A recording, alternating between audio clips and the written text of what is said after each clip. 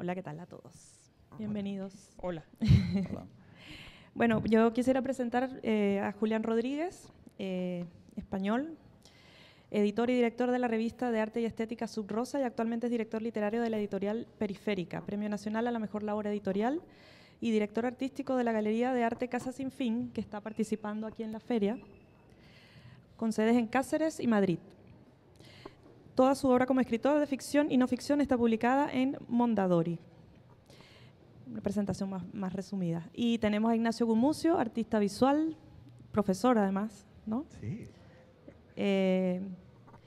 Y bueno, es coeditor o miembro pues, del colectivo, ¿le llaman colectivo? ¿Sí? Vaticano Chico, junto a Francisca Sánchez y María Berrío. Francisca es artista también da clases y la otra persona que no está acá es María Berríos, que es socióloga y vive en Londres. Ellos los tres fundaron Vaticano Chico en el 2009, ¿2008, 2009? ¿Fines 2008? Digamos diciembre del 2009. Sí, claro. Yo voy a leer un pedacito que recogí de de la página web de Vaticano Chico, cómo lo definen ustedes. Tienen varias definiciones, esta me llamó mucho la atención. Vaticano Chico se proclama a sí misma una institución tartamuda que cree en probar las cosas unas cuantas veces. Tartamuda significa la obstinada insistencia en lentamente hacer que las cosas se vuelvan familiares. Yo me quedé como dando vueltas con esta frase en la cuestión de la insistencia, ¿no? Me puse a pensar un poco si ustedes intentan con su modelo editorial tratar de instaurar un mecanismo, un modelo de publicación que no existe en Chile, como insistir en algo que no, digamos, no está fundado de alguna manera. Porque ustedes presentan sus publicaciones como cuadernos de notas, cuadernos de investigación. Entonces quisiera que me hablaran un poco más de eso y de la importancia que tiene además la presentación de artistas que son muy poco conocidos, incluso acá en Chile, siendo chilenos algunos de ellos, como el caso de la última publicación de Borchardt. Sí. No sé quién quiere hablar. Como quieras. Bueno, parto yo. ¿Se escucha o no? ¿Se escucha? ¿Sí? Allá.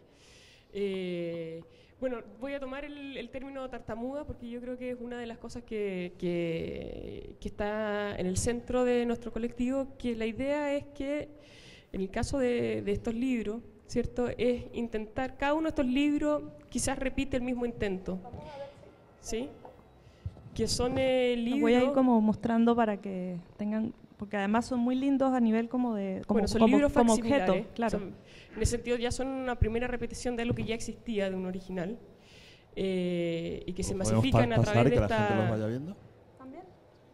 Sí, en por realidad, supuesto. no Se fijamos masifican, que el auditorio es muy grande, se masifican de manera facsimilar, ¿cierto? Y también es tartamudo en el sentido de que el intento de cada libro va al mismo punto, que es recoger investigaciones o metodologías de trabajo de artistas que no son precisamente catálogos, sino más bien aquellas cosas que los artistas realizaron para preparar otra cosa. Entonces son herramientas de trabajo, básicamente.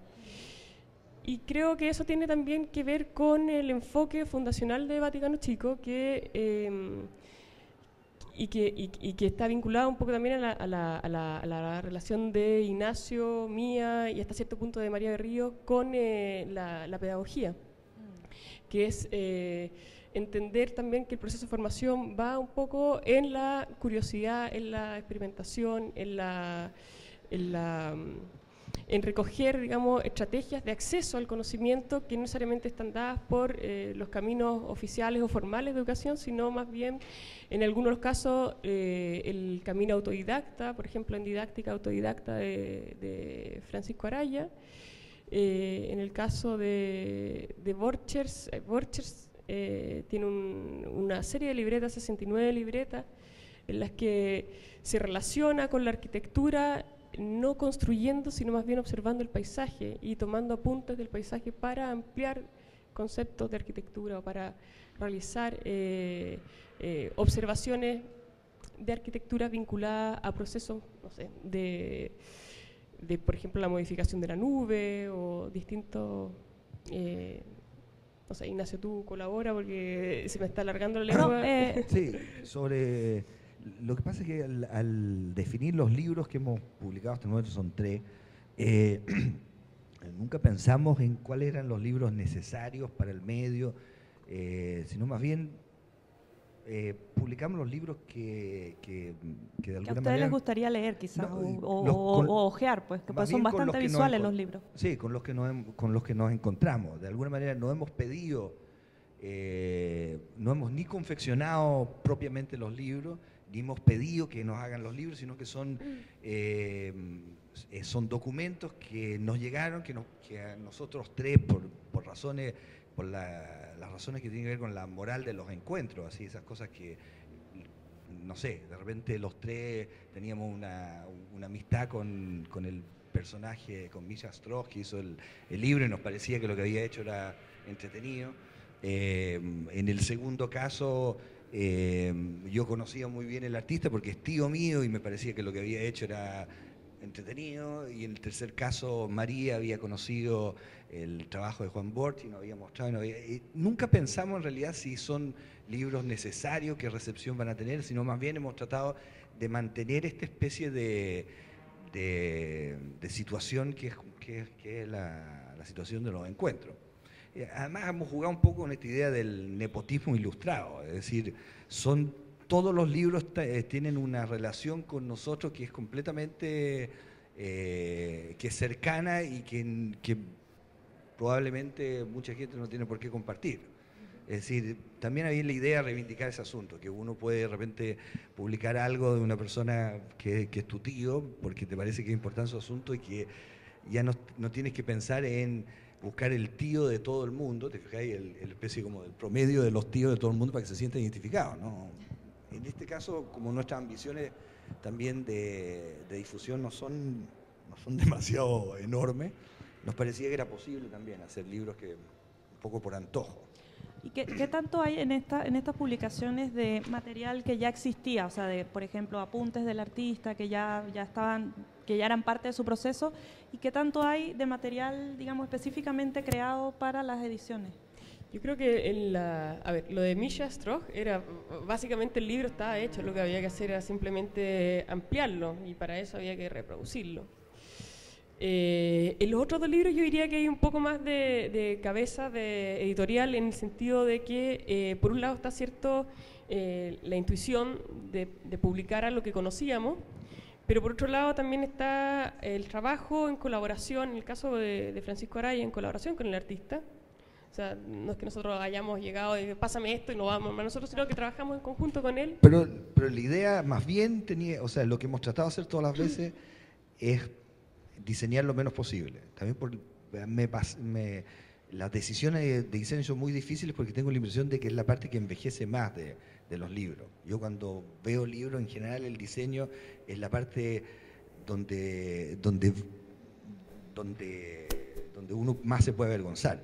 Y nos parecía que era bueno que hubiera una cosa vergonzosa, que es la fecha de cuando se hizo el asunto, es decir, de Misha trabajando en ese cuaderno, de Francisco trabajando con sus documentos, pero sobreponerle además la vejez de la decisión de ¿cómo se llama?, de diseño era incómodo. Entonces, lo que en la realidad al final nunca es así, porque si no los libros son incomprensibles, pero más bien la ortodoxia de lo que estamos haciendo debería ser solo escáner, es decir, esa sería toda la intervención, o sea, ¿no? Debería haber más que eso. Claro, diciendo las cosas así como en la primera versión, en la versión más inocente y encantada de la editorial era: oye, tengo un libro que está a la raja, ya, hagamos un escáner de esto, ya, y claro. Y después nos dimos cuenta que, claro, que después de un rato, si queríamos tener algún tipo de impacto, teníamos que hasta cierto punto transar esa idea que por lo demás es bastante poco real, porque nadie la pasa bien fotocopiando cosas o escaneando cosas, es una lata. Entonces, lo ideal era encontrar a alguien que lo hiciera por nosotros, y finalmente eso fue lo que hicimos. O sea, por ahora tenemos una casa editorial, que es 8 Libros, que funciona como colaborador también y que hace eso que nosotros no podemos hacer, que en el fondo multiplica algo que ya estaba. Nosotros encontramos algo y lo multiplican y lo distribuyen. Y después nosotros hablamos sobre eso, que es mucho más cómodo. Estamos haciendo acá. Julián, cuéntanos un poco cómo parte de la editorial Periférica. Tengo entendido que esta es una editorial que funciona en paralelo a la galería, Casa Sin Fin, o sea, es como parte de los proyectos de la galería. Si nos puedes contar un poco sobre, para tener una presentación de cada uno. Sí, la editorial Periférica ha cumplido ahora 6 años, en la galería solo 2. La editorial es previa, pero en realidad... La editorial es anterior. Es anterior, sí. Digamos que la editorial parte precisamente de una...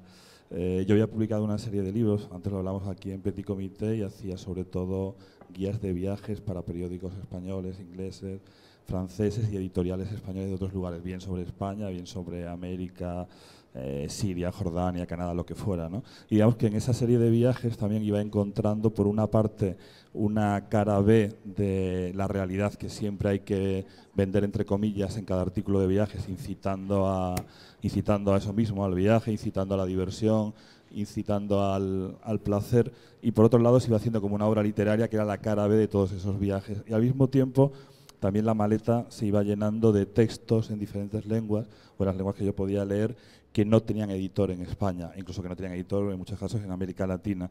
Y me daba cuenta que ahí había un canon quizá un poco heterodoxo, que tenía que ver con mis propios gustos como lector, que no estaba reflejado en la edición. Cuando volví a España, a mis propios editores o a otros editores, fueran independientes o no, les hablaba de esos libros que había encontrado en Italia, o que había encontrado en Inglaterra, o que había encontrado en Francia. Y de repente me daba cuenta que esos 60 o 70 libros constituían como un perfil que se podía entender como un catálogo editorial, si fuera posible. Con una persona, Paca Flores, mi socia en la editorial, que justo en ese momento se había quedado sin trabajo, yo tampoco tenía muchos medios, pusimos en marcha el proyecto, sobre todo porque en España durante una época ha habido una confianza importante por parte de la prensa cultural, por parte de las librerías literarias, por parte de algunos distribuidores en atender como una eclosión no solo de Periférica, sino de otras 8 o 10 editoriales que han ido surgiendo al mismo tiempo, quizá porque de repente había vuelos baratos, de repente había tecnología barata, Skype, de repente podías contratar un libro en cualquier otra lengua de un modo mucho más fácil, y eso posibilitó que ya digo, no solo Periférica, sino muchas otras editoriales, que de repente pudiéramos convertirnos en editores. En el sector editorial, que yo conocía como autor, había un chiste muy famoso en España que se decía: ¿qué se necesita para ser editor? Y se decía: ser catalán y rico. Todos los editores de España eran catalanes. Las editoriales que se han conocido aquí en Chile en los últimos años, hasta hace poco tiempo, eran catalanas. Es decir, era un dinero que venía de familia, de raigambre burguesa, de la alta burguesía catalana, y una parte de esa burguesía que había devenido izquierdista, entre comillas, digamos, ¿no?, había creado proyectos muy interesantes, porque algunas editoriales son las mejores editoriales de los últimos 30 años en España. Y de repente la tecnología precisamente había posibilitado que nosotros ya pudiéramos, viniendo, yo vivo y nací en Extremadura, en la frontera, toda mi familia, mis abuelos, mis antepasados son agricultores, han trabajado en el campo, y no en el campo en grandes latifundios, sino en fincas pequeñas en la montaña durante siglos. De repente nosotros podíamos acceder a publicar, y nos damos cuenta que publicar significaba eso, hacer público, significaba contar algo, significaba compartir, y también nos permitía intervenir en la realidad, sin tener un partido político, sin tener una ONG, nos permitía contar algo de otra manera y crear ese catálogo. Eso te puedes estrellar directamente, o de repente, con la ayuda de muchísima gente distinta, de repente se convirtió como en algo que podía sobrevivir, que ha hecho que la editorial en 6 años tenga ya casi 100 títulos, y solo trabajamos, digamos que full time, 2 personas, y lo demás son colaboradores, y en paralelo, digamos, pero con otra persona, con Juan Luis López Espada, que está aquí en el stand de Casa Sin Fin, lo que hicimos fue generar otro proyecto. Ese otro proyecto nacía como el otro de una conversación. La conversación era: ¿qué nos preocupa? ¿Por qué nos interesa el arte contemporáneo? También porque está en un terreno movedizo y mucho más difícil de fijar al suelo, digamos, que lo literario. Lo literario, como yo estoy de acuerdo, el diseño envejece rápidamente, pero al mismo tiempo el texto parece que se fija rápidamente también. Sin embargo, el arte nunca sabemos cuándo empezó a ser contemporáneo y cuándo deja de ser contemporáneo. ¿Qué es contemporáneo? ¿Qué es emergente? Y al mismo tiempo, ¿qué artistas nos interesaban a nosotros? Muchos de ellos, curiosamente, estaban ligados al texto. Joan Fontcuberta, Muntadas, Jorge Ribalta, etc. Terminaron editando catalanes, ¿no? Catalanes y andaluces. Y entonces, de repente, ellos, que tenían una obra literaria sui generis, como decía, también heterodoxa, pensamos que en la editorial había que generar otro tipo de libro. Y es una de las colecciones en Periférica, es una colección coeditada con Casa Sin Fin, y ahí lo que pretendemos no es hacer el catálogo de la exposición. Cada libro, que aquí en Chile se puede comprar creo que en 15 librerías o algo así, cada libro funciona de manera autónoma. Tiene a veces una película, como el que habéis visto por ahí, tiene imágenes, es un ensayo complementado con fotografías, pero cada libro tiene vida al margen de la visita al espacio. ¿Esto es trabajado en conjunto con el artista? O sea, la manera, me imagino, cómo se va a presentar este material. O sea, la galería, el artista, tú, ¿quiénes trabajan? ¿Cómo se dividen las tareas? Digamos que en la galería trabajamos como 4 personas, porque tenemos 2 espacios muy, muy pequeños en Cáceres y en Madrid. Cáceres, como decía, es una ciudad, está en la frontera con Portugal y es una ciudad medieval, patrimonio de la humanidad, que está a 300 kilómetros de Madrid. Y Juan, que estaba por aquí ahora también, que es traductor de la editorial, pero también trabaja en la galería, Paca, Andrés, Inés, una serie de personas, lo que hacemos con el artista es como plantear qué vamos a contar también, ¿no? Por otro lado, los libros se incardinan dentro de una colección, es decir, no son libres en el sentido que es Vaticano Chico, que cada libro puede responder a un formato y al texto o a las imágenes originales, sino que aquí lo que hacemos es forzar el trabajo para que quepa dentro de una colección. Claro. Porque nos interesa también... Con lo que decía Ignacio, o sea, dentro de un diseño estándar, podemos decir. Sí, ¿no? Digamos un diseño que ha tratado como hacer este diseño en algunas ocasiones como de la necesidad virtud, y lo que trata también es de que el libro salga del terreno del mundo del arte. Es decir, nosotros hacemos libros que tienen en torno a 2.000, 2.500 ejemplares, la primera edición, y a nosotros nos interesa que llegue como a sitios donde no llegaría el libro de arte, entre comillas. Es decir, nos interesa que viaje a veces camuflado de novela, que viaje camuflado de ensayo y que provoque algo muy distinto en lectores que de entrada no se acercan al arte contemporáneo. Es decir, y que no les interesa especialmente el arte contemporáneo. Ese es un tema interesante, porque para nosotros también era desde el comienzo un asunto importante. Era... queríamos que los libros fueran libros, así explicado en versión idiota, es decir, que no estuvieran en ese terreno de la distribución gratuita, del catálogo o del underground autogestionado. Por eso, desde el comienzo, y eso de alguna manera era la parte más difícil para nosotros, porque donde tenemos muy poca expertise en ese asunto, nos interesaba asociarnos con un editorial de verdad, que es 8 libros.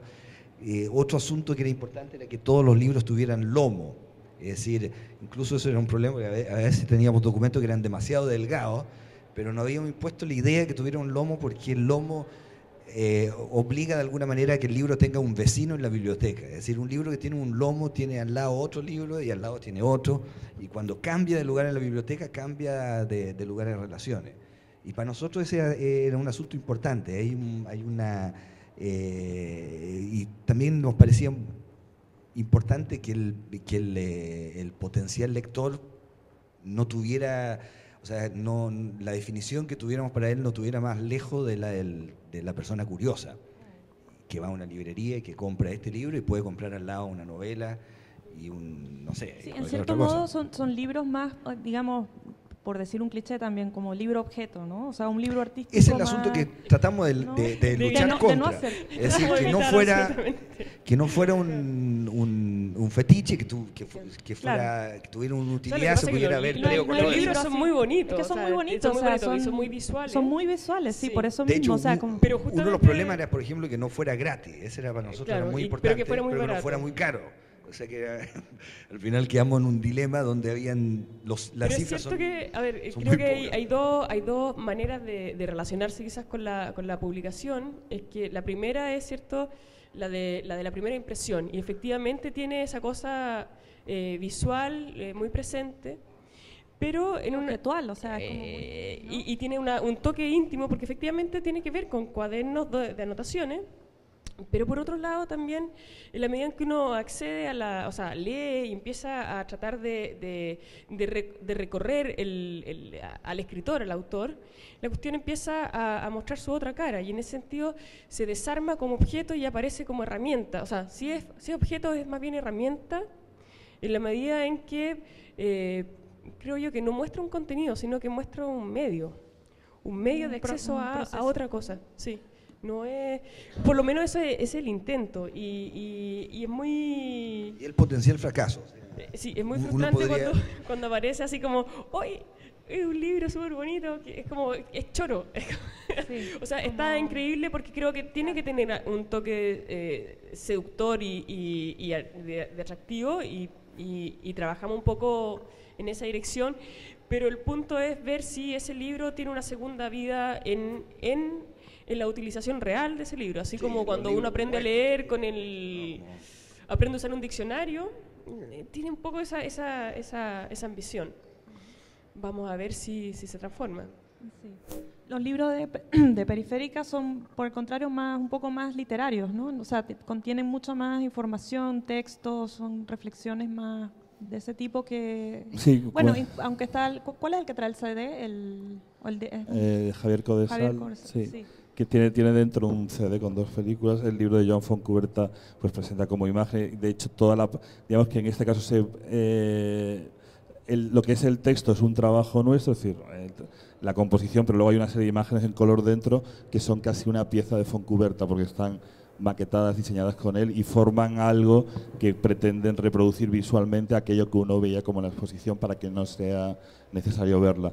Hay colecciones establecidas, que dentro de Periférica, biblioteca portátil, pequeños tratados que remite a una obra de Benjamin, digamos que cada una tiene como un guiño y que va contando, en parte va presentando aquello que hay dentro, y luego en el caso de Casa Sin Fin lo que hacemos es coeditar libros que pueden estar en una o en otra colección. O sea, depende del libro, depende del trabajo del artista, depende de aquello que queramos contar, y que va dirigido al ámbito de la galería primero, y luego al ámbito del mundo del arte, y tercero al ámbito de los lectores que pueden acercarse a nuestros libros. Digamos que ahí ya se incardina uno de otro, pero digamos que el texto sí es como el soporte esencial del trabajo, ¿no? Es como, en ese sentido, es una editorial tradicional que lo que hace es servirse de un medio que realmente, para un espacio tan pequeño como el nuestro, para una galería tan pequeña, es muy difícil hacer catálogos, en el sentido tradicional, que siempre se han entendido como un objeto de lujo, como una manera de llegar finalmente al catálogo razonado, o como un catálogo de ventas. Sin embargo, aquí lo que pretende es, sobre todo, darle relevancia a lo literario. También porque nos parece que todos esos autores son buenos escritores. Entonces, la galería está muy alimentada de artistas escritores. Muy interesante. Tú hablabas, las ediciones son de 2.500 más o menos. Cada una, la primera edición. Sí. Hay libros que se reeditan y libros que se quedan ahí. Por supuesto que no llegan a vender ni la cuarta parte de los 2.500, y otros más narrativos o novelas, traducciones, etcétera, que sí. Son de 1.200. 1.200 ejemplares. Sí, y un poco cómo funciona, o sea, se venden los libros, los leen, porque efectivamente estamos hablando como de no la publicación tradicional, ¿no? Entonces, ¿cómo ha sido la experiencia de cada uno de ustedes con respecto a eso? Tú me dices que de repente no se vende la cuarta parte, no sé. Sí, depende del libro. Nosotros, es decir, la editorial ha sobrevivido, y en el caso de la galería son libros quizá más difíciles que los habituales. La editorial se alimenta por también el aporte que hace la galería, y entendemos que en ocasiones el beneficio, hablamos antes de la visita, por ejemplo, a Chile, el beneficio no es solo el económico, sino que hay otros beneficios posibles y que hay otra interlocución posible, ¿no? Entonces el libro en ocasiones es deficitario, por así decirlo, económicamente, pero sin embargo ha generado otros textos, ha generado conversaciones, ha generado otros proyectos que son igualmente importantes, ¿no? Entonces, para nosotros no hay tanto, incluso siempre lo decimos, la galería y la editorial son proyectos intelectuales que devienen comerciales, o que necesitan esa parte comercial para autofinanciarse, pero nunca, a nosotros nos interesa mucho ese programa que hizo un editor italiano, Einaudi, justo al final de la Segunda Guerra Mundial. Einaudi la dirigieron literariamente gente como Leone Ginsburg, el marido de Natalia, como Vittorini, como Pavese, como Calvino, fueron sus directores literarios, y él decía que hay una edición sí y una edición no. La edición sí es la que propone al mercado y la que no se pliega al discurso del mercado, y la que hace a contracorriente y tiene una parte importante didáctica y de formación. Y hay textos de consolación, como decía Pasolini, y textos de provocación.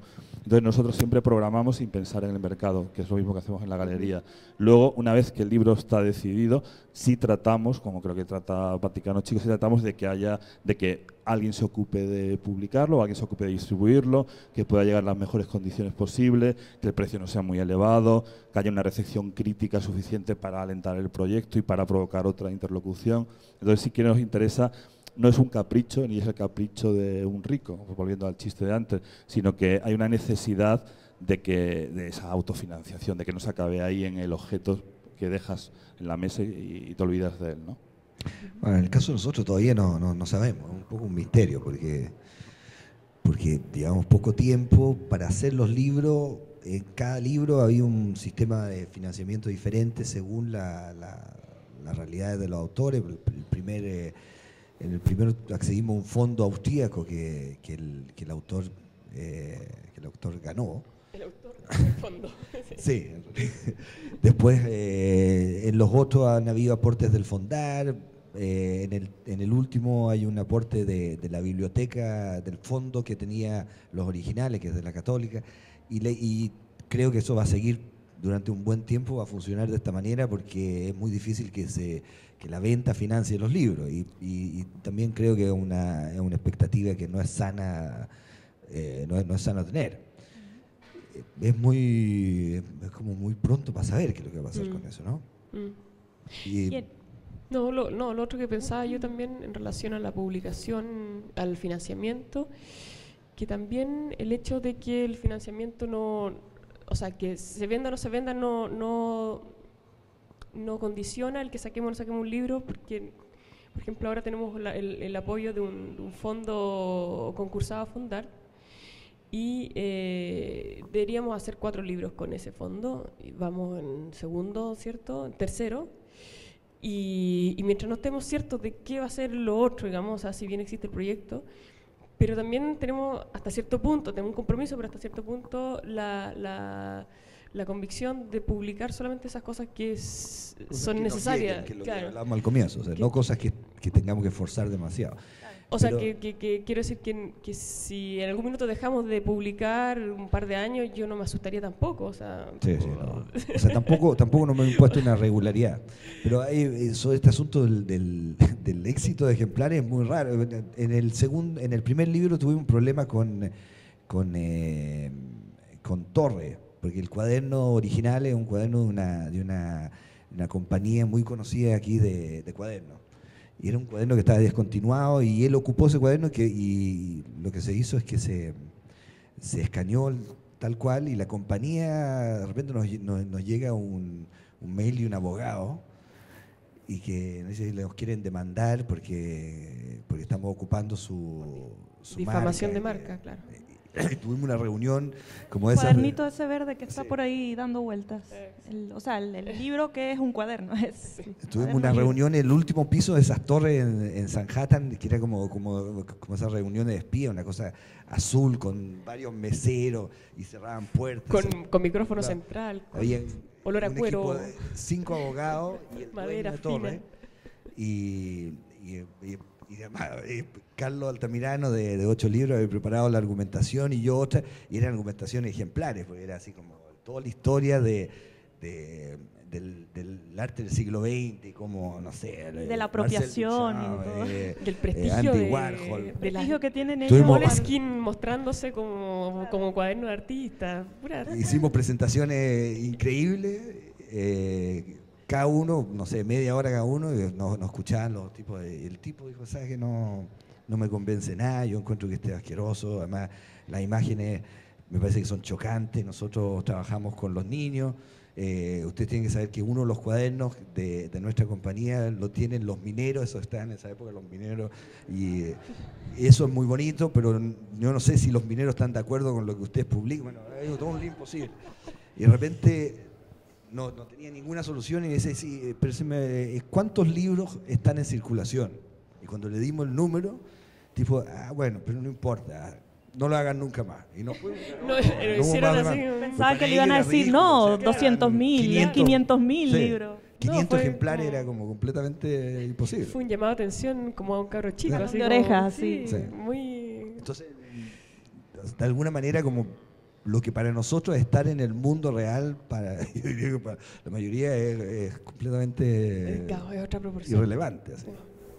Quería que me hablaran también un poco de estos cruces que hay, ¿no? Porque en el caso de Casa Sin Fin y la editorial, ustedes también organizan o tienen de algún modo algún tipo de relación con exhibiciones, ¿no? Sí, lo voy a comentar Como porque que hay justo esos cuando cruces. no lo había, qué divertido, porque cuando estábamos hablando antes de comenzar, no conecté que nosotros hacíamos también cosas con artistas en versiones positivas. Claro, tenemos, Vaticano Chico tiene dos alas. Entonces, una ala tiene que ver con la editorial y la segunda ala tiene que ver con la organización. Paseo, le podríamos decir. Claro, pero de artistas que vienen a Chile, nosotros nos colgamos un poco a esos artistas y les ofrecemos nuestro servicio de producción, por así decirlo. Entonces, y de guía turística, claro, y hacemos un poco de anfitriones. Y esto en realidad, o sea, si lo queremos ver con justicia, no lo inventamos nosotros, lo inventó Misha Stroh, que es el primer publicador, porque él vino a Chile 3 meses. Y durante su estadía, durante 3 meses, fue al sur, hizo una cantidad de investigación escultórica en el paisaje. Y a su regreso, bueno, iba recopilando cierta información en ese cuaderno que compró en algún lado. Y se compró una bicicleta y una chaqueta en el Persa. Y ese era su sistema de. Claro, y al irse dijo, bueno, yo no puedo llevar la bicicleta, se la dejo a ustedes, pero a condición de que el próximo que venga pueda ocupar esas dos cosas. Eso son el y ahí quedó un legado poco como la idea de... Entonces, por un lado, además, Misha presentó en Metropolitana una exposición a partir de esa experiencia de viaje de 3 meses. Y dejó este tesoro, digamos, ese cuaderno, que fue como María lo vio y dijo, oye, ¿y por qué no lo publicamos? Y entonces, inmediatamente, digamos, ese personaje motivó estas dos direcciones, que son, por un lado, ¿cierto?, trabajar con artistas que quieren venir a Chile, no necesariamente exponer, pero que quieran a lo mejor tener alguna relación de investigación con algún tema específico en Chile. Vinieron otros artistas a investigar sobre campos deportivos, por ejemplo, en enero pasado. Ahora acaba de estar un amigo japonés que también se fue a una isla en busca de Friendship, una isla inexistente en los mapas, pero que él claramente encontró. Y eso va teniendo un rendimiento, y ahí vuelve la palabra tartamudez, y me pongo tartamuda para decirlo. Porque la idea es que estos amigos que vienen, o gente que se vuelve amiga cuando viene, después se vuelvan especie como de invitados potenciales de vuelta, de manera de generar no solamente una experiencia de impacto primera o de turismo primero, sino que en la segunda vez ya haya algo ganado, y en la tercera, y así, o sea, genera una especie de familiaridad, como decías tú en un comienzo. Y por otro lado, estos mismos artistas en algunas veces se transforman, ¿cierto?, en publicaciones, y todas las veces se transforman en los primeros beneficiarios de nuestras publicaciones. Son socios, ¿cómo se dice? De por vida de nuestras publicaciones. Entonces, sí. Entonces todos ellos coleccionan nosotros les enviamos los libros y los coleccionan, y a su vez eventuales micrófonos de lo que sucede acá. A nivel de circulación, bueno, ustedes por ahora están concentrados acá en Chile, o también y en el caso de Periférica tengo entendido que tienen una distribución más hacia afuera también, ¿no? Es importante para dar a conocer a estos artistas fuera de lo que es el ámbito local, ¿no? Sí, la distribución esencial está en España, pero luego tenemos distribución. Es decir, hay exportación y distribución. La exportación quiere decir que siempre viajan menos ejemplares, que son pedidos en firme, y la distribución implica que a veces hay depósitos y que es más parecido el modelo al que tienes en España, con muchos más ejemplares, digamos, moviéndose entre las librerías y el almacén.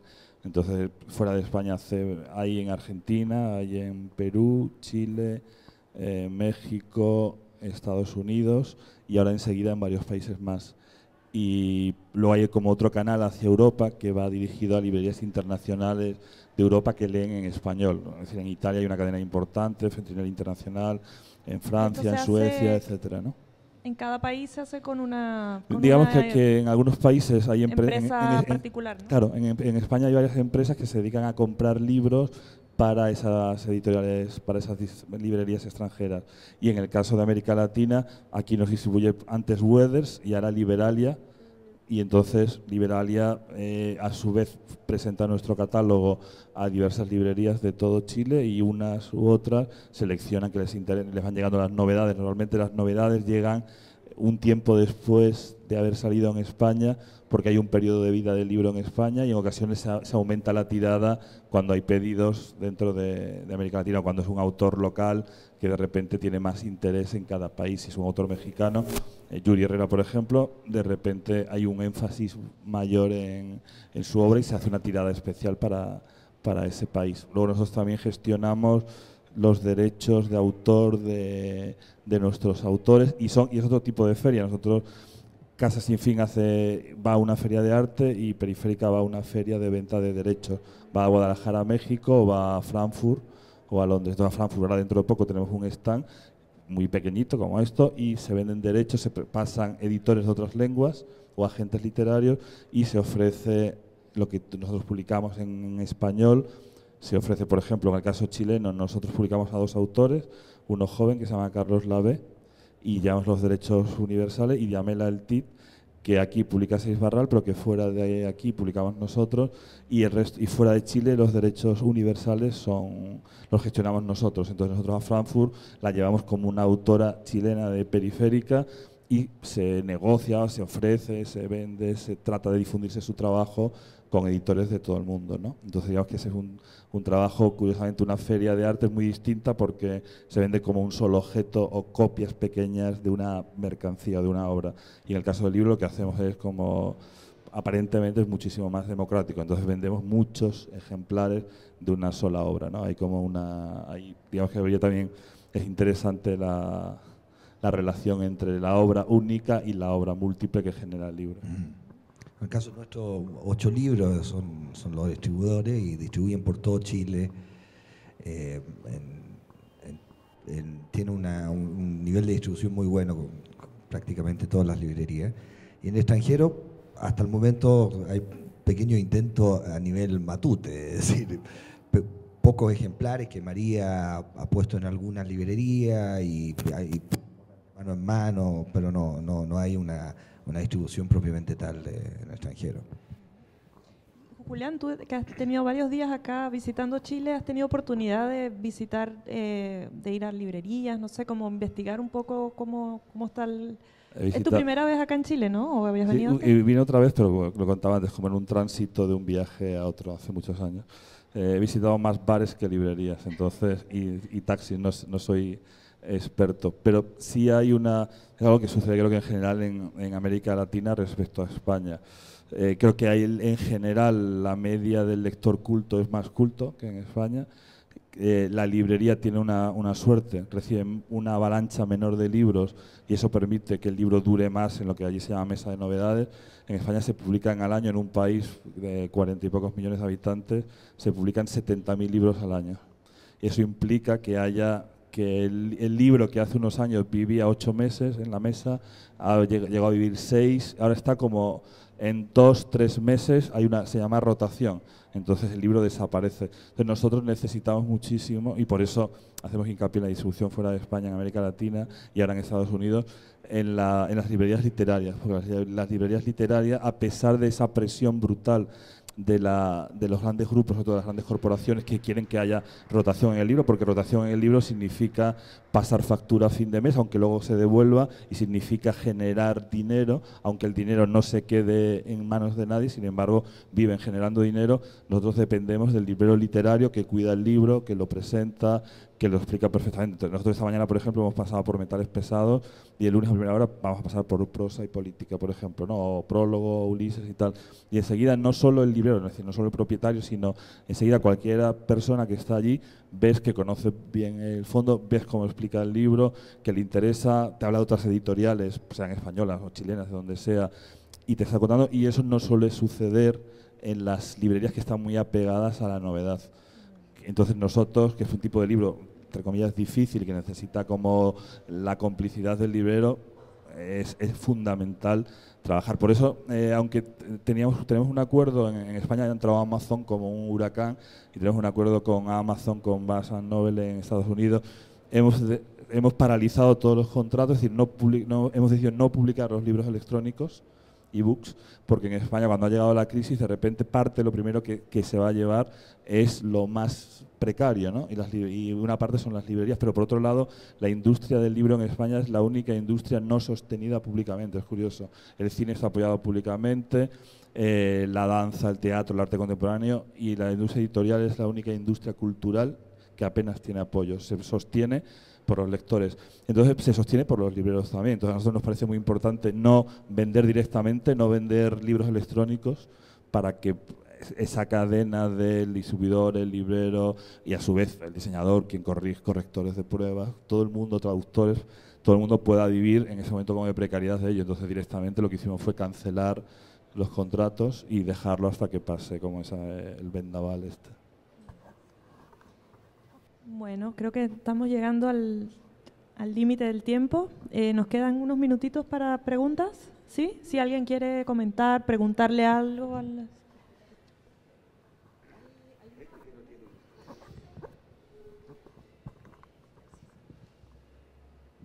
Quisiera hacerle una pregunta a Sergio. Por lo que sé... No, Julián. Perdón, sí. Había otro nombre. Ex Sergio. No pudo venir. Había otro nombre en la... Julián, discúlpame.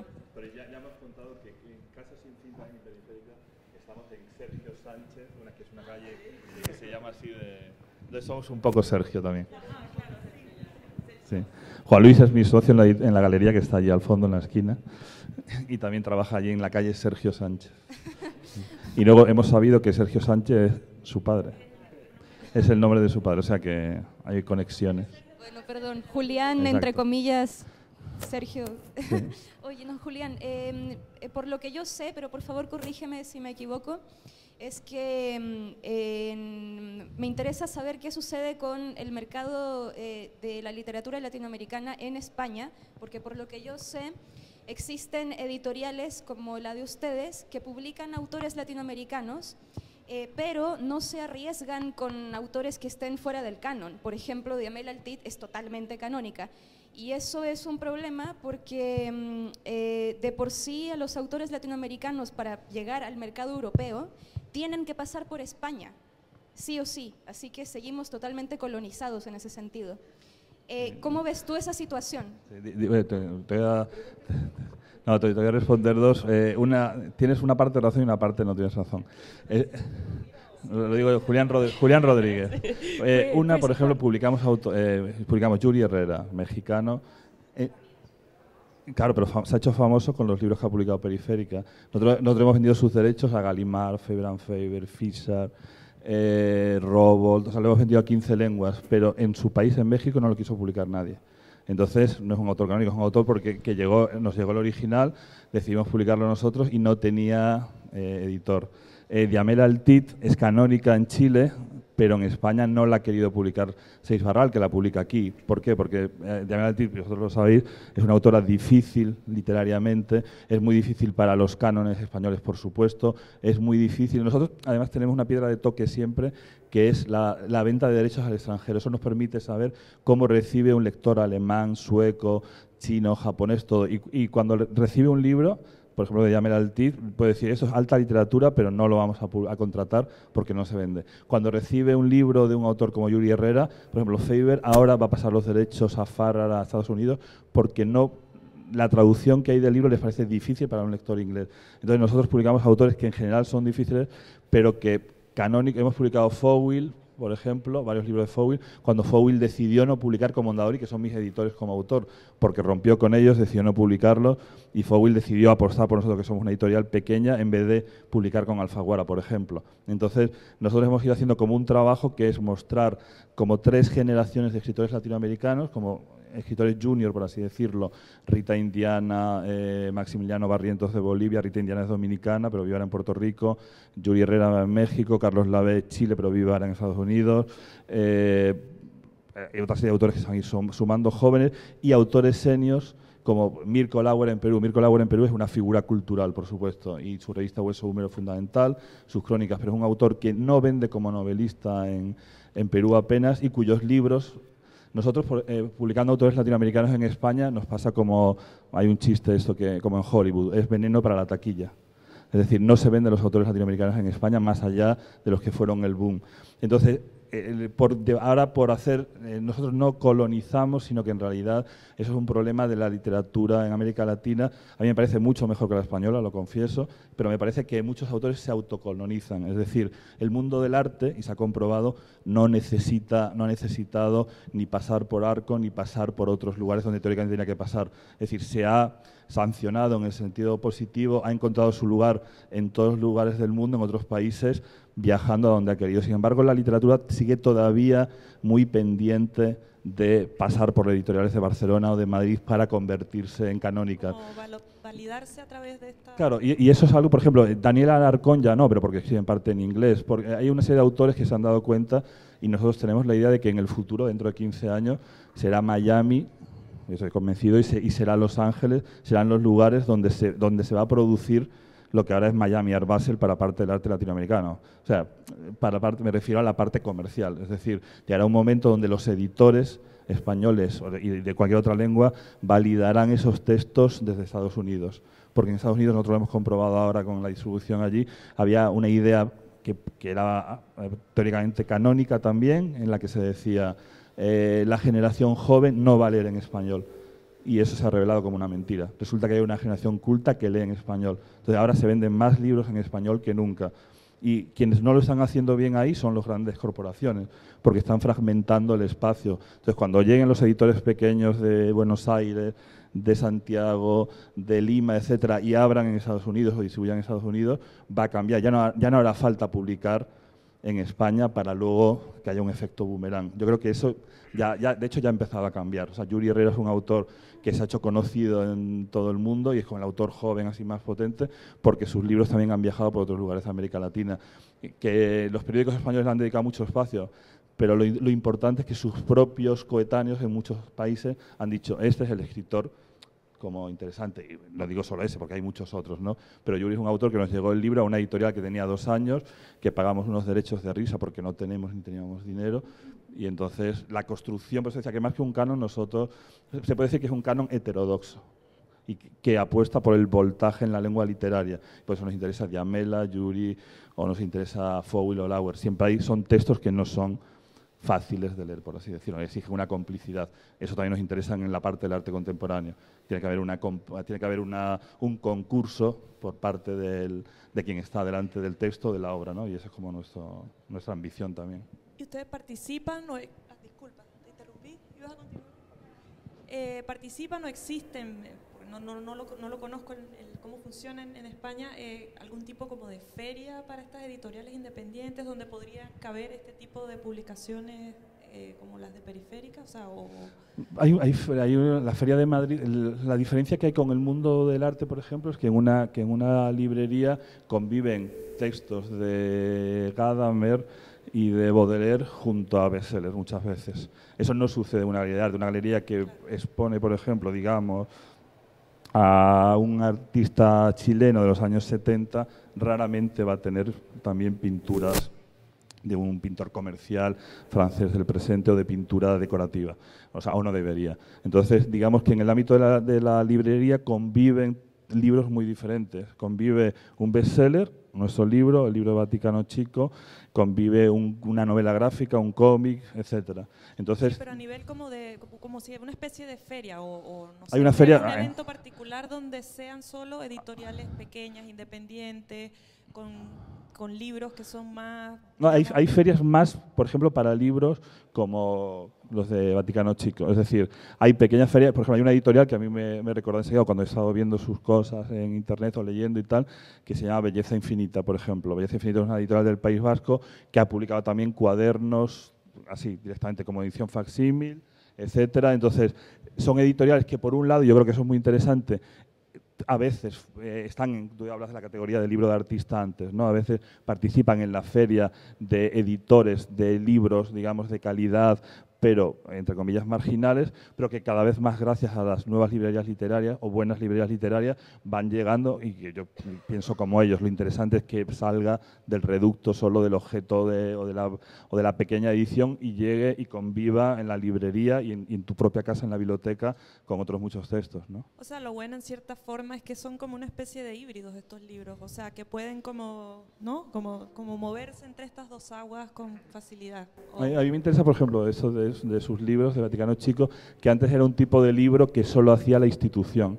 Es decir, antes era el libro que complementaba una exposición de alguien y que hacía luego una institución porque era un señor ya que tiene una obra relevante. Entonces a mí me interesa mucho editoriales y creo que en eso es muy importante, incluso respondiendo a la pregunta que hacía ella, no sé su nombre, Rocío, es muy importante que haya algo generacional. Sí ha habido un cambio generacional. Hablaba antes de que ya no es el editor catalán rico y creo que también en diferentes lugares del mundo hay editoriales muy interesantes como la de ellos, pero yo creo que he hablado en España, creo que hay como 3 en España o 4, Morsa, Belleza Infinita, en Italia creo que hay 3 o 4, en Francia muchísimas más, de Terrenoir a proyectos que están más ligados a la escena, por ejemplo, de Lyon, etcétera. En Alemania muchísimas también, que de repente están haciendo algo que antes solo publicó el museo, la institución, la galería. Y hay un panorama que te permite recorrer también como algo que no es el canon en cada país y que te enseña. Si a mí me produce más curiosidad, quizá ver también por qué han elegido a este autor o a este arquitecto y qué está contando,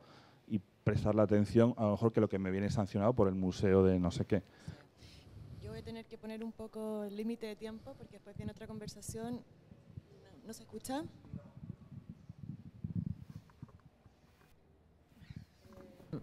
Preguntas o comentarios que pueden ir cerrando. Sí. De hecho es para Vaticano Chico. Tiene que ver con...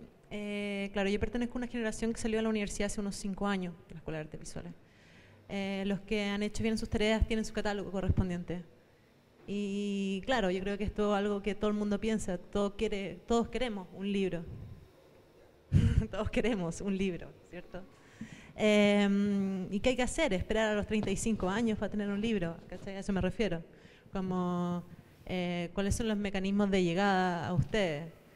¿Cómo funciona en el caso de que si reciben proyectos? Porque también no es un equipo que ande recibiendo proyectos, y también lo entiendo por eso, porque es un trabajo enorme hacerlo. Más antipática del asunto. Porque lo otro es hacer, y eso es lo que hace mucha gente, es que ya a los 35 años no ve la posibilidad de hacer su propio libro y hace su propia editorial independiente para hacer su propio libro. Eso puede ser la solución. Esa es la solución al final. No, pero bueno, primero, en las primeras reuniones que tuvimos cuando inventamos este asunto, una de las cosas que nos negamos era la idea de hacer catálogo. Incluso la idea de hacer el catálogo un poco más complejo, que sería el libro de artista, o no sé, o tampoco la idea de hacer esta especie como de libro-obra, o la monografía, ¿no? Sí, todo eso nos parecía poco interesante. 2 de los que estamos en Vaticano Chico somos además artistas y justamente por compartir este problema, esta como necesidad de tener un libro como tarjeta de presentación y todo eso. El libro con lomo. Sí, es que justamente por eso nos negamos a hacer ese asunto, porque es algo que a mí me encantaría que me pasara, pero no me da ganas de solucionar ese problema. O sea, creo que, porque al final sigue siendo un problema de validación. Es decir, las razones por las que los artistas quieren tener el libro es una manera a veces, ¿cómo se llama?, retorcida de creer de que se los pidieron. Es decir, y eso no, yo no estoy... como un fenómeno no estoy metido en eso. Muy de acá, ¿no? Bueno, la cantidad de catálogos de Chile yo creo que es anormal. Nos tocó una época vivir fuera de Chile, en Europa, y me acuerdo que yo iba, qué sé yo, a tratar de mostrar mis talentos, y llegaba con una cantidad de catálogos que no podían entenderme. Soy un tipo muy exitoso y todo. Y al final descubrían que no tenía nada exitoso y me estaba en el último... O sea, se publican muchos libros y mucho libro de alguna manera autofinanciado, ¿no? Yo no digo que esté mal, pero creo que ahí hay un equívoco, porque esa sensación de frustración tiene que ver con las ganas que te llamen por teléfono para que te publiquen el asunto, no es la necesidad de tener el libro. No, y contextos como encargados específicamente, ¿no? Como o a cambio de obra, ese tipo de cosas. Y además mucho trabajo, o sea, nosotros sí. no nos metemos. Bueno, yo quería hacer un comentario también para ir cerrando. No, evidentemente, digamos, en esta conversación no estamos hablando de catálogo, estamos viendo más bien de proyectos de libro. Entonces yo tenía una pregunta o un comentario final con respecto a Vaticano Chico. Vaticano Chico, de todas maneras, aunque no tenga ideología, la tiene, porque parte del encuentro, y como decía Francisca, buscando una herramienta o un mecanismo de entrar al conocimiento a través del preconocimiento, que sería el boceto o este encuentro con este tipo de archivos, ¿no? Y eso es una apuesta que uno la podría leer de afuera diciendo, por ejemplo, se puede entender muchas cosas sin entrar por medio de la teoría crítica. Hay algo que pasó también en esta documenta con estos libros, los notebooks, que tiene que ver justamente con ese boceto o el dibujo como herramienta de conocimiento para entrar al arte sin tener que pasar por la teoría crítica, y es una apuesta. Después otra cosa que veo en Vaticano Chico, que es el asunto de las travesías y el viaje. Cuando hablaba la Francisca, que también es un proyecto de que un artista viene a través de esto que dejó el primer artista y toma la bicicleta, y por lo tanto siempre es un mecanismo para entrar a ese tipo de conocimiento, es decir, que el viaje es una herramienta más también, es una dimensión de investigación, por lo tanto hay un proyecto muy claro. Estos viajes también no buscamos los viajes, ni hay postulación ni nada, sino que son más orgánicos. No, son amigos que están viajando, van a pasar por Chile. Si nosotros con muy poco esfuerzo podemos convertir ese asunto en algo más entretenido, funciona, pero nos va mucho más lejos de la organización de fiesta de cumpleaños. Claro. O sea, lo que quiero decir es que voy a discrepar un poco, porque creo que escuchando a la Isa, es cierto que, siempre tratamos de conversar sobre Vaticano Chico en un tono como ligero y como desabrigado. Y yo creo que sí hay una ideología, y cuando vienen estos amigos de viaje, o sea, tampoco es que sea cualquier amigo, porque algunos amigos han venido de viaje y no a todos los ayudamos como a ciertos amigos. Entonces, creo que sí. Son los amigos que los tres estamos dispuestos a. O sea, creo que ahí sí yo a justificar. Voy a ir un poco más lejos de lo que quizás Ignacio está dispuesto a aceptar, pero yo creo que sí hay una voluntad meditada y no tan espontánea. En una apuesta que tiene que ver con autorizar, digamos, posibilidades del entendimiento vinculadas a la experiencia del viaje. Hay una no es menor que los dos sean artistas y la sensibilidad de María. Yo creo que es una manera respecto... también de zafarse también del rol de artista. O sea, hacer esto justamente, ponerse por el lado que el artista, los artistas huyen de la organización, ¿cierto? De la gestión y todo. Vaticano Chico, por supuesto, no pretende ser gestión porque somos muy malos gestores. O sea, somos más bien buenos para conseguirnos frazadas y encontrar una cama, pero no somos buenos para conseguir fondos, por ejemplo. Pero también es una forma también de dejar de ser artista. Es muy cansador estar como con el nombre pegado a la profesión. Entonces, después de un rato, Vaticano Chico para nosotros ha sido una manera de estar presentes sin necesariamente estar defendiendo una obra, una producción. Es como también un buen lugar para estar, creo. Yo lo veo como otro canal, o sea, como otro canal, otro medio para canalizar un ejercicio creativo, ¿no? Porque yo en lo personal no he comentado nada, pero también soy artista y también manejo una página sobre arte contemporáneo, informativa. Y claro, ahí yo, digamos, tengo hay una dimensión, ya hablo a título personal, pero hay una dimensión que tiene que ver con meterse en la vida de los otros muy entretenido, o sea, conocerle los archivos a no sé quién, o tener la posibilidad de conversar con no sé quién. O sea, también hay por ahí una otra área que como artista me interesa, o sea, entender que este gallo... Claro, entiendes el proceso del otro. Sí, y exponer, o sea, a uno como lector o como espectador también... ver un libro que tiene una editorial, que las categorías tienen más que ver con las clasificaciones adentro, con respecto al dibujo, los archivos, es una propuesta de búsqueda también, o sea, es una propuesta realizada por artistas y no por una editorial que quiere, digamos, entregar ciertos conocimientos, no solamente de teoría crítica, sino que a lo mejor de literatura. Hay como un deseo que uno lo percibe.